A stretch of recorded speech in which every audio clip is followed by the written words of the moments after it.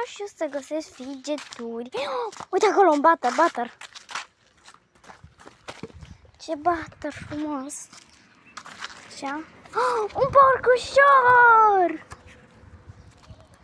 Așa. Un ursuleț. Cum îl găsesc așa de repede? What the fuck? Cine a lăsat butterul ăsta aici? Sunt în lumea butterilor. Și trebuie să mă duc la regele să văd cât costă acest butter. Dumpling. Dumpling. Am dumpling.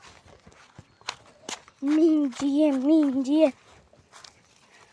Hai să mai căutăm. Nu știu dacă mai e. Da, nu mai e. O să revenim când o să ajung la... Doar un dumpling.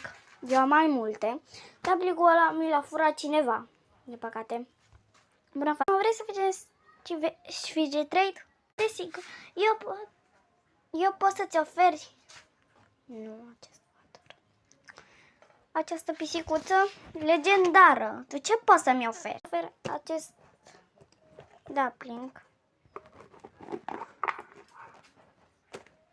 Adaugă. Zici să adaug, eu adaug.